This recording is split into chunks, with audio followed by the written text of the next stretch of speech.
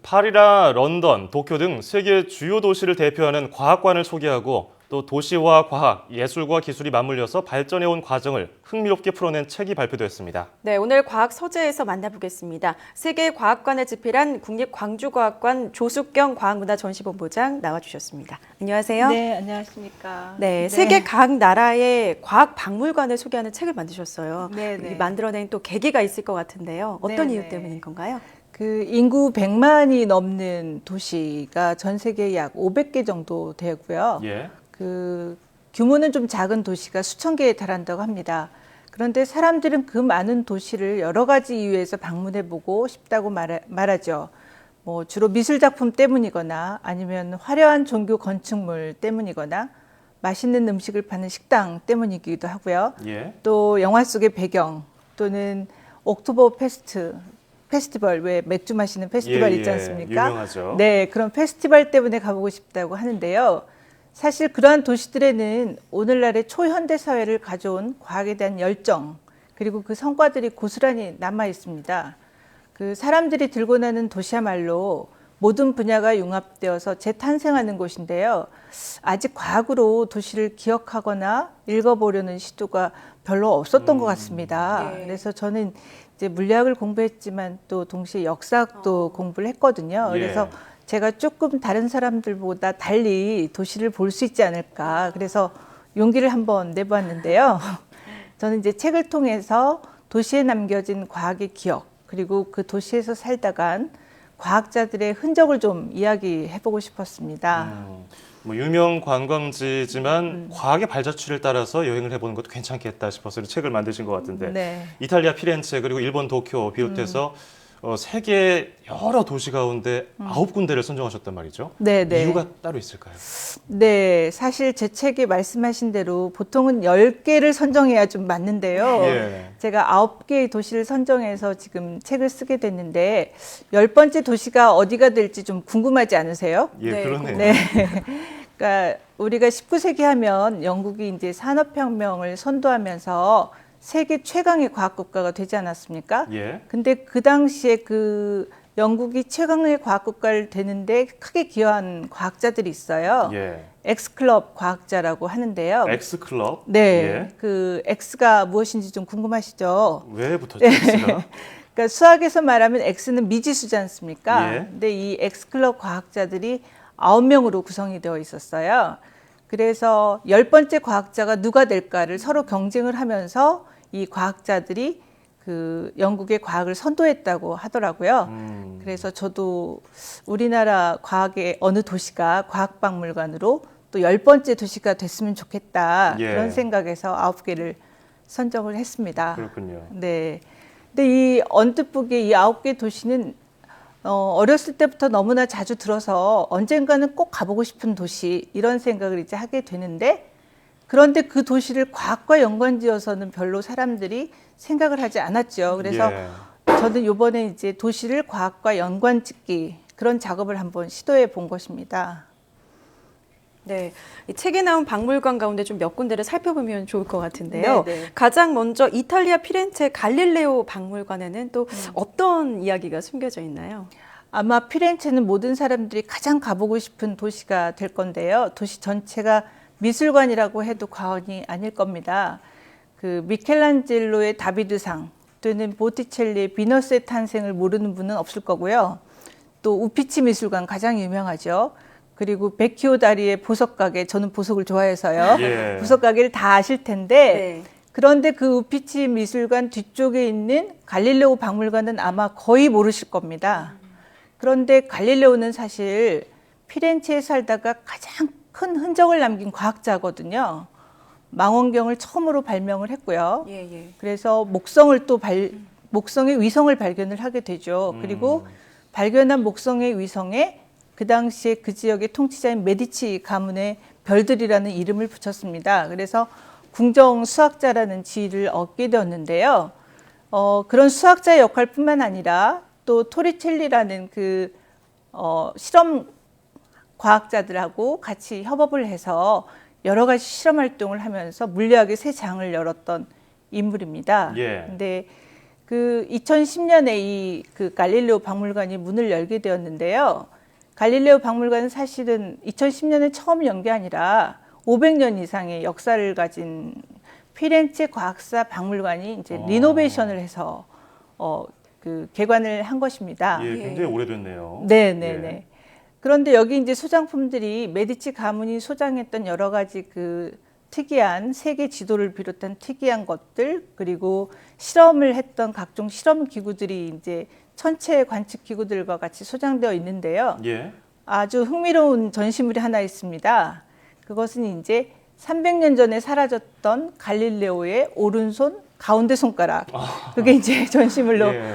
되어 있는데요. 자극적이네요. 예. 네, 네. 네.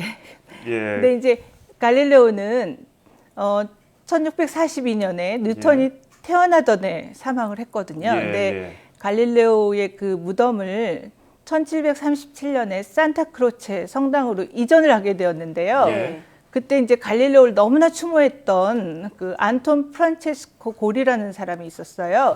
근데 그 사람이 이제 손가락 3개를 잘라갔다고 합니다. 아하. 그리고 이제 그래서 그 손가락이 비밀리에 이제 이렇게 경매되다가 한 300년 전부터는 어디로 갔는지 행방이 묘연해졌어요. 예. 근데 어느 날 이제 한 수집가가 경매장에서 그 손가락을 발견을 해서 그것이 무엇일까 궁금해서 그거를 피렌체의 과학사 학회에 이제 기증을 했는데 그것이 바로 잃어버렸던 갈릴레오의 손가락이었습니다. 아, 네. 저도 그 갈릴레오의 가운데 손가락 보러 한번 가보고 싶은데. 네. 자, 그런가 하면은 이 매해 연말이 되면 주목되는 거 노벨 과학상이 발표되는 스웨덴 스톡홀름에 있는 노벨 과학관도 재밌을 것 같거든요. 그쪽의 네, 분위기는 또 어떻습니까? 네, 해마다 10월이 되면 사람들의 관심이 이제 스웨덴의 스톡홀름에 집중되는데 예. 그 스톡홀름이 그렇게 유명하게 된 데는 그 알프레드 노벨 그 다이너마이트를 발명해서 엄청난 부를 획득한 노벨 때문이죠. 예. 근데 평생 이제 독신으로 살면서 전 재산을 사회에 이제 환원을 했는데 그때부터 그러니까 노벨 사후인 1901년부터 노벨 과학상이 이제 제정이 되어서 인류 발전에 지대한 공헌을 이룬 과학자들에게 이제 상이 수상이 됐습니다. 예. 근데 이제 스톡홀름에 있는 그 노벨 박물관은요, 그로부터 100년이 지난 2001년에 그러니까 노벨상 제정 100주년을 기념하기 위해서 노벨 재단이 이제 설립한 곳인데요.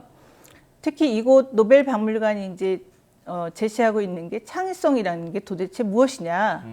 개인이 창의성을 가지고 있는 것이냐? 아니면 사회 전체가 창의성을 키워내는 것이냐?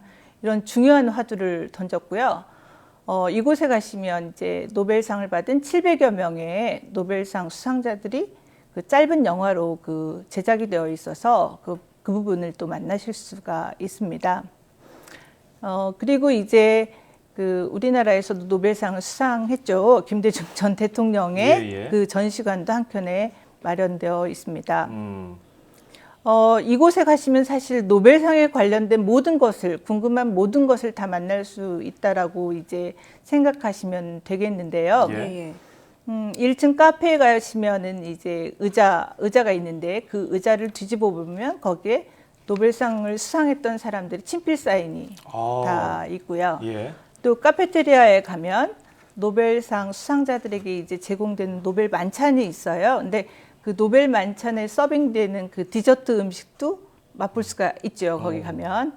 그리고 이제 노벨상 하면 사실 내용이 굉장히 어렵지 않습니까?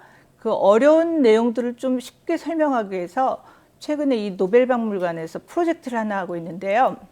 그러니까 패션을 전공한 대학생들 또는 음악을 전공하는 대학생들에게 매년 발표되는 노벨상의 내용들을 주고 그것을 패션으로 한번 표현해봐라. 그것을 또 음악으로 표현해봐라. 이런 프로젝트를 하고 있습니다. 그래서 사실은 패션과 음악을 잘 모르는 학생들이 노벨상, 노벨화학상, 노벨물리학상의 내용을 이해해서 그것을 표현한다고 하는 거는 예. 보통 사람들도 가장 쉽게 그 과학의 내용을 이해할 수 있게 하는 그런 좋은 프로젝트가 되고 일반인들이 있죠. 흥미를 유도하기 위해서 그런 다양한 장치를 해놨네요. 네네네. 네, 여러 가지 그렇습니다. 숨어있는 재미있는 이야기들을 해주고 계시는데요. 네네. 아시아 박물관 가운데서는 유일하게 일본 도쿄의 미라이칸을 소개해 주셨어요. 네네. 아시아를 대표하는 과학 박물관이 된 이유 어디에 있다고 보시나요? 그 아시아는 상대적으로 과학기술이 그 도입되고 전개된 게 좀 뒤늦었지 않습니까? 서양에 비해서. 예. 그래서 저희가 이제 한 20세기 중반 정도에도 이제 저희도 역시 아시아에도 과학박물관, 과학센터가 이제 생겨나게 되었는데요. 예. 그 일본의 미라이칸을 제가 대표적인 기관으로 손꼽는 이유는 이 미라이칸이 표방하고 있는 비전 그리고 그 실천 때문입니다. 그 미라이칸이 얘기하는 곳이 바로 모토가 미래를 바라보는 렌즈로서의 과학기술을 보여주겠다. 그래서 이제 2001년에 이곳이 개관을 했는데요.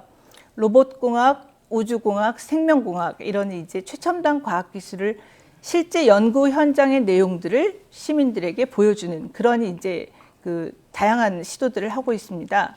특히 그 달리면서 쇼를 하는 로봇 아시모가 이제 사람들에게 굉장히 인기를 끌고 있으면서 예. 그 다가올 미래 세대 로봇과 인간이 어느 정도나 상호작용을 할 수 있을지 거기에 대한 이제 궁금증을 사람들이 느끼게 한번 해주고 있고요. 또 대표 전시물로는 중앙홀에 거대하게 매달려 있는 지오 코스모스라는 그 전시물이 있습니다. 근데 이 지오 코스모스는 그 12,000개의 발광 다이오드로 되어 있고요. 예. 여기에는 실제 나사에서 24시간 전에 데이터를 받아서 그것을 이제 실시간으로 보여주는 그 일을 하고 있습니다. 또 한 2100년 정도의 기후 변화가 어떻게 될지, 수온이 어떻게 바뀔지 그거를 이제 시뮬레이션을 통해서 보여주고 있기 때문에 그 우리의 미래를 좀 생각하게 하는 그런 측면이 있다고 생각이 듭니다. 네. 자, 과학박물관, 세계 과학박물관 짧은 시간에 많이 설명해 주셨는데 네, 네. 정말 흥미진진했고요. 우리나라도 전 세계적으로 과학박물관 하면은 대한민국의 어느 도시 딱 되는 날이 있었으면 좋겠습니다. 네. 자, 지금까지 세계 과학관을 집필한 국립광주과학관 조숙경 과학문화전시본부장과 함께 얘기해봤습니다. 오늘 고맙습니다. 네, 고맙습니다. 감사합니다.